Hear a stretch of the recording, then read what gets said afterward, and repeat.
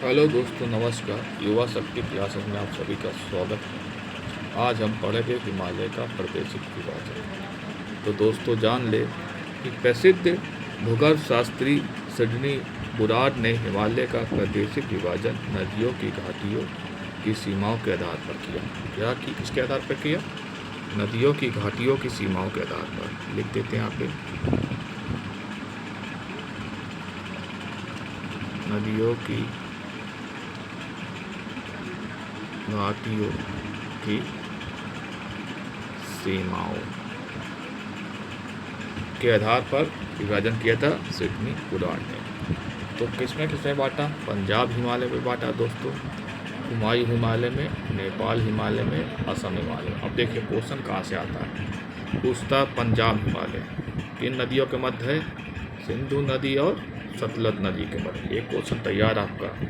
पंजाब हिमालय सिंधु नदी सतलज नदी के मध्य। कुमायूं हिमालय किसके मध्य है? सतलज और काली नदी के मध्य। कुमायूं, सतलज और काली के मध्य। नेपाल हिमालय किसके किसके मध्य है? काली और तीस्ता के मध्य। नेपाल हिमालय काली और तीस्ता के मध्य है। वही असम हिमालय किसके किसके मध्य है? ये भी क्वेश्चन पूछा जाता है। तीस्ता और ब्रह्मपुत्र, इसे दियांग नदी भी कहते हैं। तो आपके 4 क्वेश्चन तैयार। पंजाब हिमालय सिंधु सतलज, कुमायूं हिमालय सतलज काली, नेपाल हिमालय काली और तीस्ता, असम हिमालय तीस्ता और ब्रह्मपुत्र के मध्य है। ये क्वेश्चन तैयार हो गया। अब पूछा जाता है कि इन हिमालय में सबसे लंबा हिमालय नेपाल हिमालय। सबसे लंबा हिमालय कौन सा? नेपाल हिमालय। सबसे छोटा हिमालय कुमायूं हिमालय। याद रखिए, सबसे लंबा कौन सा हिमालय? नेपाल हिमालय सबसे लंबा, सबसे छोटा है यह है सबसे छोटा। सबसे छोटा हिमालय कौन सा आपका? कुमायूं हिमालय। ये भी क्वेश्चन आपका तैयार। फिर आप जान लीजिए, एक चीज़ और जान लीजिए, पश्चिम से पूर्व की ओर बढ़ने पर हिमालय की चौड़ाई कम हो जाती है। क्या? पश्चिम से अगर पूरब जाएंगे तो हिमालय की चौड़ाई क्या होगी? कम होगी। पश्चिम से पूरब हिमालय की चौड़ाई कम होगी, लेकिन उसकी औसत ऊंचाई बढ़ती जाती है। पश्चिम से पूरब जाने पर चौड़ाई तो कम होती है, लेकिन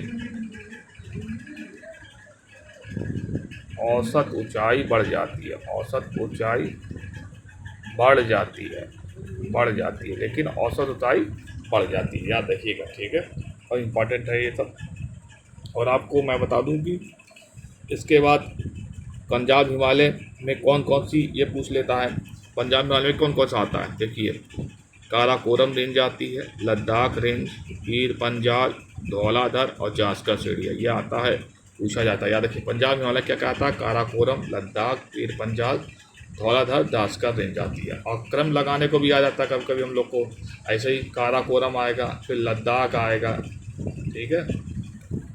इस तरह क्रम लगाते हैं। इसमें इसी में कश्मीर घाटी आती है, डल झील भी आती है। याद रखिए, तो पंजाब हिमालय में क्या आती है? कश्मीर घाटी और डल झील भी आती है पंजाब हिमालय में, ये भी याद रखिएगा। फिर देखिए, काराकोरम इम्पॉर्टेंट, डल झील बना हुआ है यहाँ पे, ठीक है। अब क्रम लगा सकते हैं। सबसे लंबा पता, सबसे छोटा पता। सबसे लंबा नेपाल है, सबसे छोटा कुमायूं है, ठीक है।